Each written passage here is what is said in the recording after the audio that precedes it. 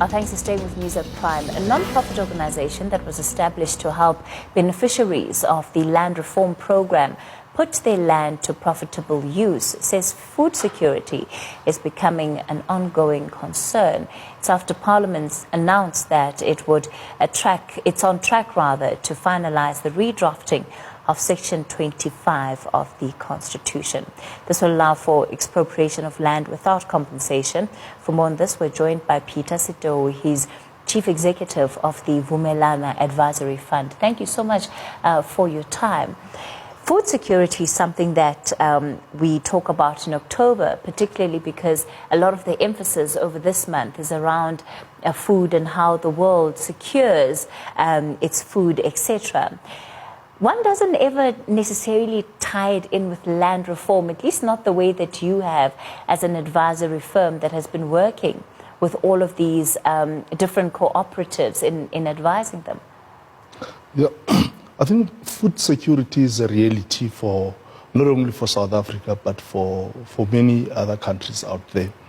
To be fair, I think South Africa has really made good progress when it comes to addressing issues of food security. I mean, there's a survey that was conducted by Stats SA, which seems to confirm that as at 27, about 6.8 million people experienced hunger. Now, why I'm saying there has been some progress, if you look at 2012, that number was sitting at around 13 million people. So that number is really halved. But the fact of the matter is, whilst as a country we are food secure at national level, there's food insecurity at household level. Now, most of the people who are really affected happen to also be staying in the rural areas. Now, this is where land reform for us can really play a big role. Over the last couple of years, we've seen a number of farms or portions of land actually transferred to South Africans. In excess of 8 million hectares have already been transferred to beneficiaries of land reform. Of these 8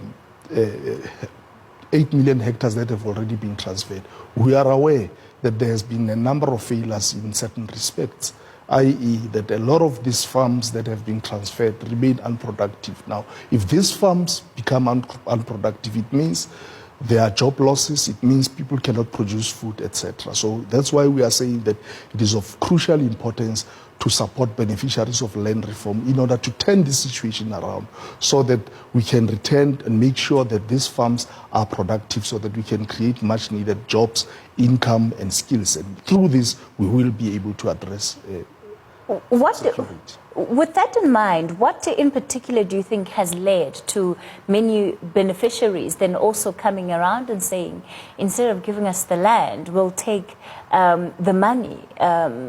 Is it because of how difficult, at least the perception is, to be able to work the land and generate some kind of income out of it? Well, the reality is a lot of people who were displaced are now staying in urban areas, etc. So a lot of them, we take it for granted that they want to go back and actually do farming, and that's not entirely true. Some people would prefer to really get cash because they don't want to work the land, you know. So that's probably one of the reasons why some of the beneficiaries of land reform opted for cash settlement instead of getting the land.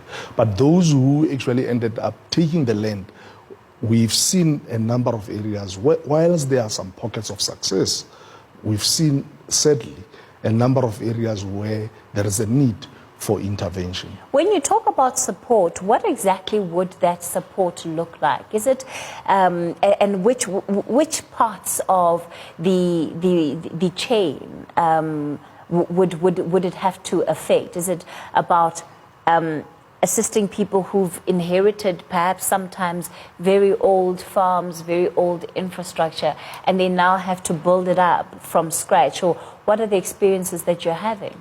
Well, our experiences are that when the land is actually restored, frequently beneficiaries of land reform do not have access to, do not have the requisite skills to actually work the land.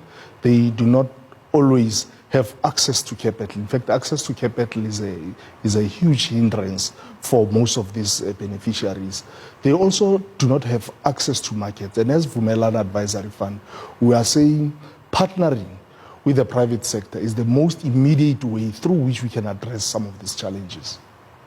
Sure. And do you find that it's difficult having to provide the support at almost every level then to build these farms up from what they are to potentially what they could be? Because we know that government is talking a lot about having identified the agricultural sector in particular as being one of those sectors that could be a key driver of economic growth. But are you finding that this translates in the way in which these beneficiaries are able to get assistance once they have the actual land?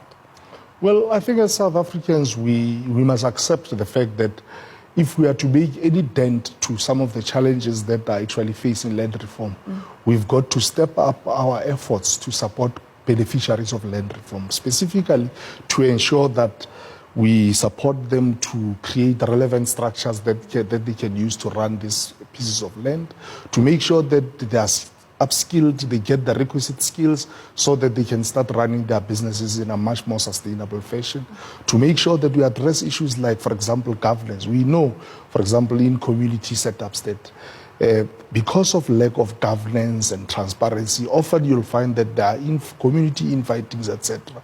The only way to deal with this is to capacitate the leadership, make sure that they are well capacitated, they are able to have annual general meetings and give feedback to members of the community, they are able to table, for example, audited financial statements in a way to make sure that there is that level of transparency, and then the broader community members can start having trust and get this feeling that they're not being taken for a ride. The issues that you're raising, many of them would have to be dealt with at local government level, which we also know is where there is a dire state of affairs, whether it's with the transparency that you're raising, or even just the ability of community members to be able to raise legitimate issues and have them be responded to. I mean, you know, the statistics are wide in terms of how government, local government in some areas has in many ways failed people. And